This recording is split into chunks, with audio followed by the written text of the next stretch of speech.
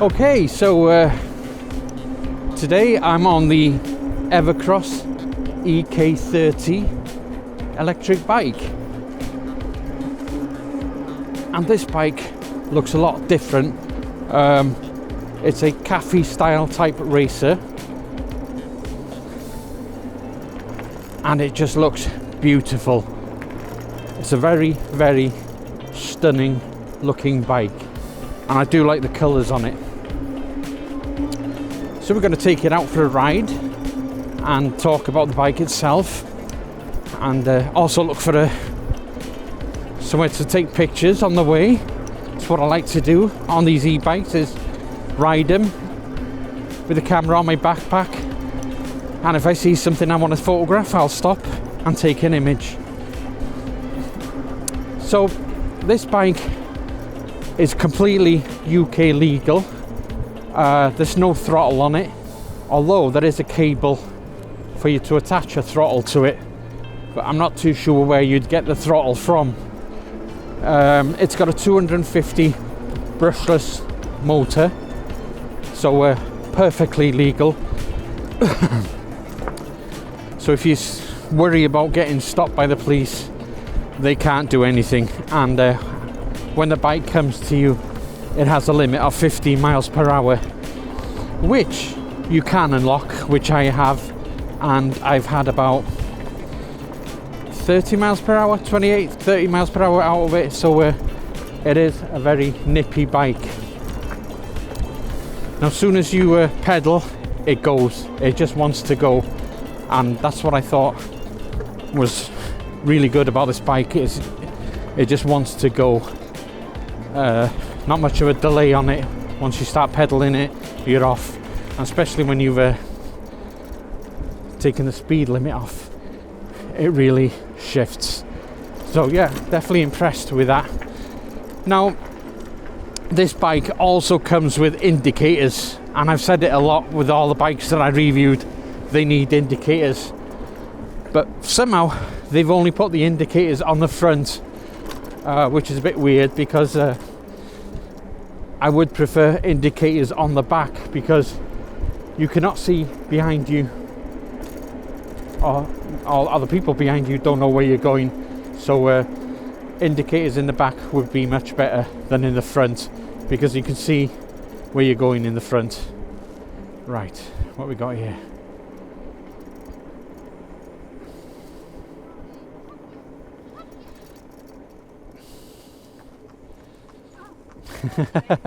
Hiya. Is that right? Yeah, so like I said, maybe Evercross will sort that problem on the next bikes, about putting the indicators on the back, or even better, on the front and back. That would be good. But yeah, the bike has this, if I'm being honest, I don't find the seat on this very comfortable for me. I'm 6'1". I don't know what it is, but some people find it comfortable. I don't find this one very comfortable. My ass seems to slide right to the back where the plastic is, and yeah, I don't find it as comfortable as what the M20 seat had. I think it's just because it's narrow and my ass slides right to the back on the plastic over there. Another downfall with this bike, it's its size. Now I am 6'1", and I feel really tall on it. But saying that, it's not too bad. You know what I mean? I don't feel stupid on it. So I wish they raised the seat a bit better. That would be much nicer of a ride. The tyres are 20x4, nice fat tyres on it. Mechanical brakes, they seem to work all right. Has a Shimano 7-speed gear like the rest, and a nice colour screen, which give you three modes of different speed assist on it, which I'm on the third, and then in the centre there you get the miles per hour. It's a nice looking LCD screen. Right, I've got a hill coming up, and We'll see how this gets up this hill over here.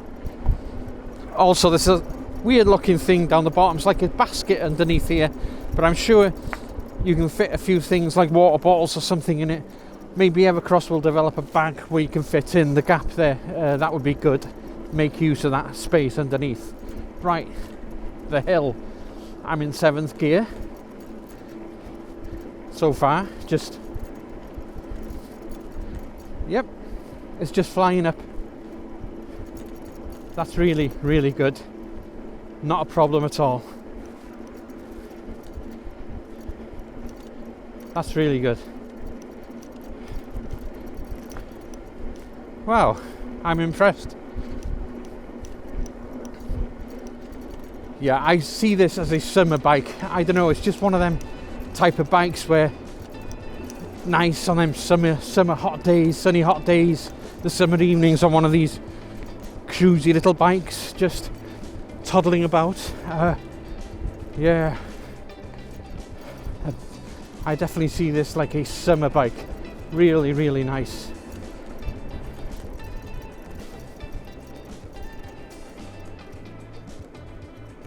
There's nice views over here. Ooh. Might be a couple of pictures to be had over here. I'm not sure.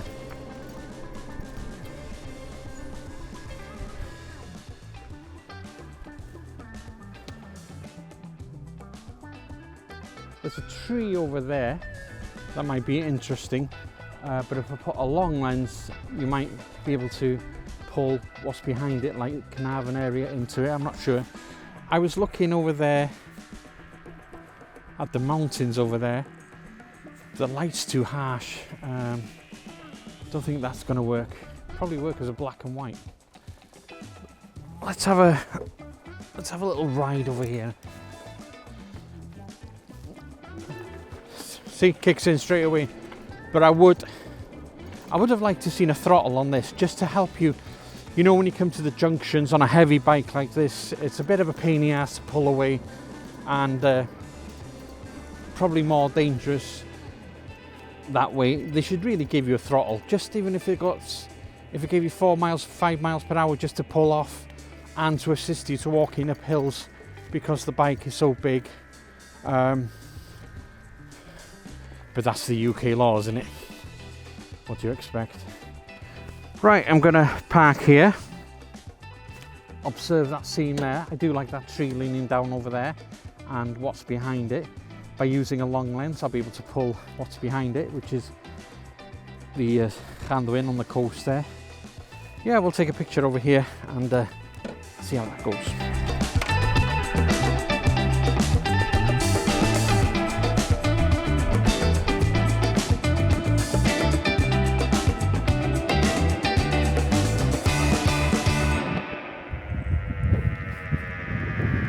So just over here, you can see a lone tree, like a windswept tree, just sticking out of the wall there. Really looks stunning because the sun's lighting it up, and it looks good. Now I've put the long lens on. I've got about 300mm, because right behind that tree there you can see Llanddwyn Island. You probably can see the Tŵr Môr on this, because I've put the 300mm lens on. It's brought the background closer to the tree. So yeah, that's a nice stunning image, I think, and I'll take a picture of that, and we'll carry on our little journey on the Evercross EK30.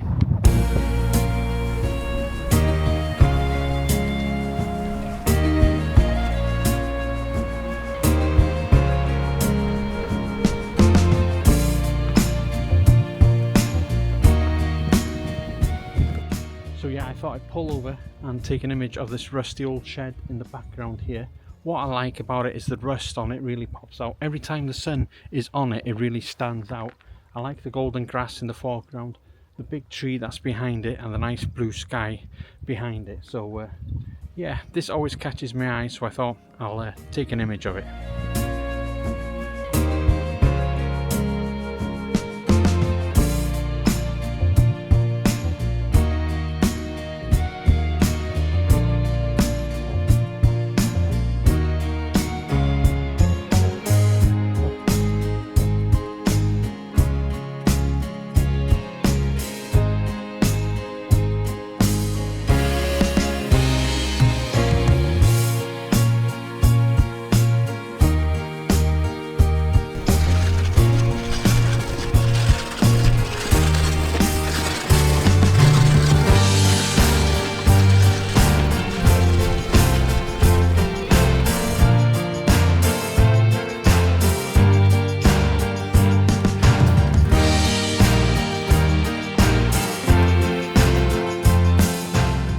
So not really happy at the moment.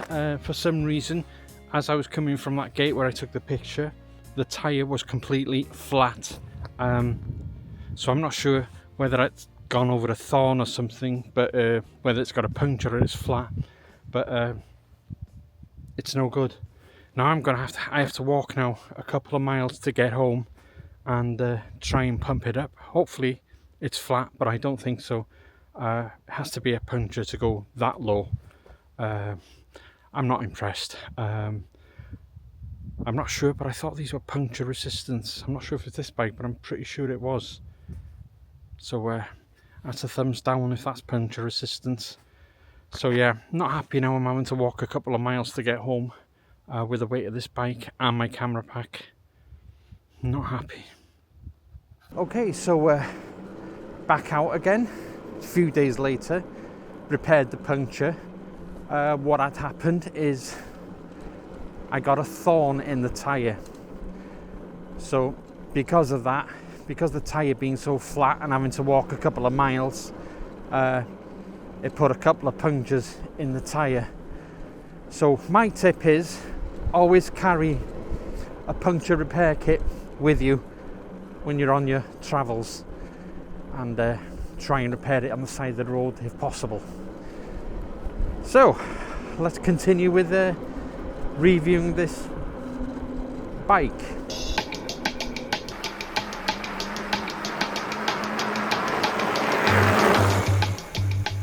So what is nice about this bike is that it's got a full suspension. On the back it's got two shocks, really nice, and on the front it's got a front suspension there, and yeah, it's quite good going over the bumps. You don't really feel it, so I like the way the forks stick out on this bike also.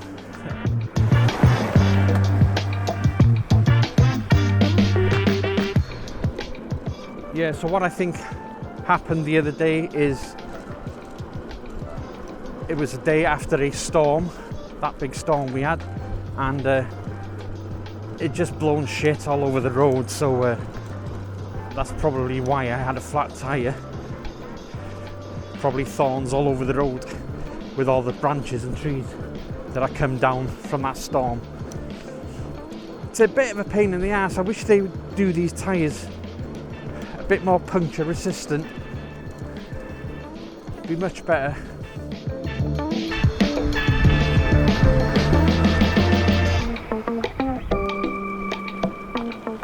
Woo! There's plenty of go in this, you know. There's plenty of go once you start pedaling. It just wants to go. Do really like it. And like I said, it's more of a summer bike.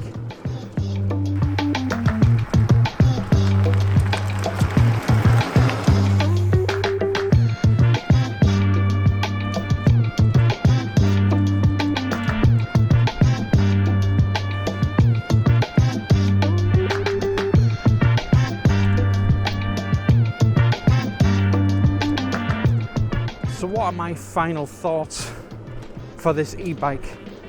It's a beautiful bike. I really do like it a lot. What would make it better if it was just built for taller people? And definitely, because if you're over 6 foot, you really would need a throttle with this, to be honest with you, because as you can see, my knees are quite high over here. Yeah, you definitely need a throttle just to be able to pull off in the junctions and all that. But it's a really beautiful bike. I do like the style of these cafe racers, but for some reason they make them for short people. I'm quite surprised because there's a 250 watt motor on this. Plenty of go. Once you start pedaling, it just wants to go. So yeah, yeah. The only things I don't like about this is the seat's a bit narrow. My ass seems to be on the back of it, plastic thing all the time, which is a bit annoying. I wish they'd put a throttle on it, and of course, I wish they put indicators on the back more so than the front. So this is the Evercross EK30. Really nice bike, and if you're looking for a nice bike for the summer, I really do recommend